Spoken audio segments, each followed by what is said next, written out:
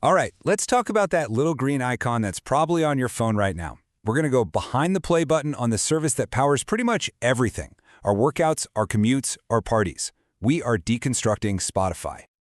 So just to get a sense of the scale we're dealing with here, look at this number. By 2025, Spotify is expected to have over 713 million people using it every single month. That's not just a big company, that's a global cultural force. But it definitely wasn't always this way. And that really brings us to the big question, right? How did one startup from Stockholm, of all places, manage to completely rewire the entire music industry? How did they become the soundtrack for a whole generation? Well, to figure that out, we've got to go back in time. See, to really get what Spotify is, you have to understand the world it was born into. And that world, it was chaos. The music industry was in an absolute freefall, fighting this losing battle against a problem that just seemed totally unstoppable. Context is everything here.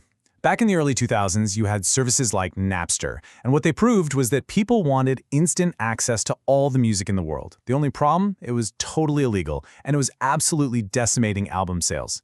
So in 2006, these two guys, Daniel Ek and Martin Lorenzen, they have this wild idea. What if you could offer an experience that was actually better than piracy? You know, faster, easier, with an even bigger library. And that idea? It became Spotify, launching in 2008 with that simple, brilliant mission. So they had the mission, but how are they going to make money and, actually pay the music industry? Well, the answer was a business model that, at the time, was pretty revolutionary.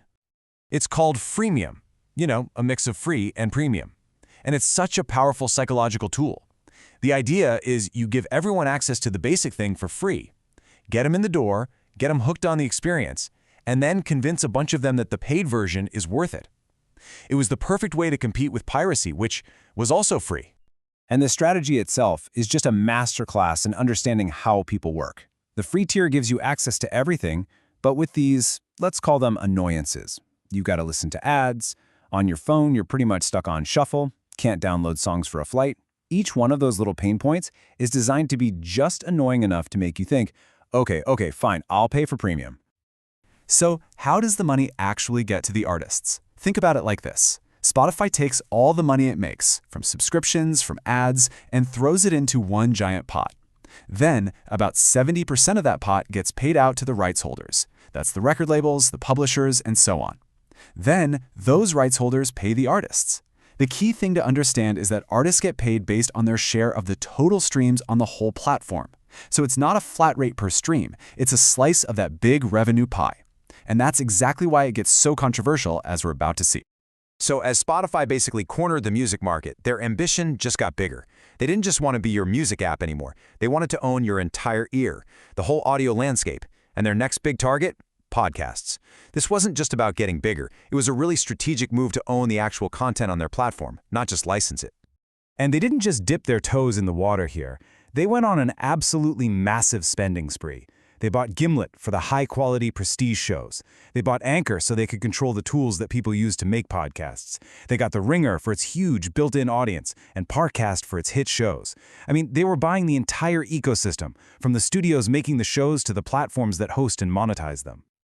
And if you needed one thing to signal their ambition, it was this: the reported $100 million deal to make The Joe Rogan Experience, the biggest podcast in the world, a Spotify exclusive. That was a clear message. Spotify is a media giant now, playing in the same league as companies like Netflix and Disney.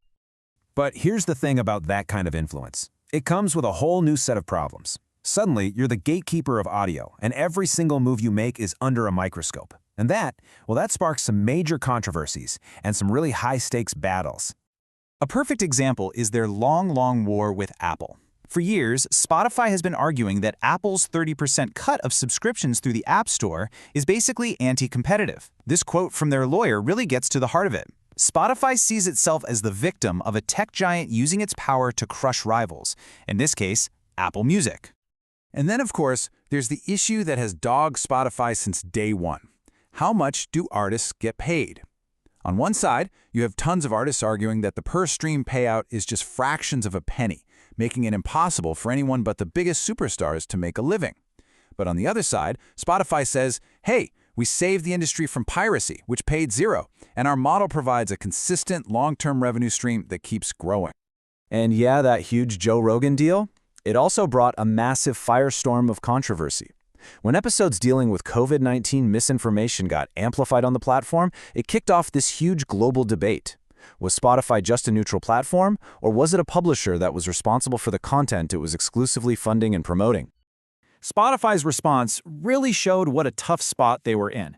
They didn't kick off their $100 million star. Instead, they tried to find a middle ground. They added content advisories, and, for the very first time, they made their platform rules public. But for some, that wasn't nearly enough. It led to these high-profile boycotts from legends like Neil Young and Joni Mitchell, and it forced all of us to ask some hard questions about the responsibility these platforms have.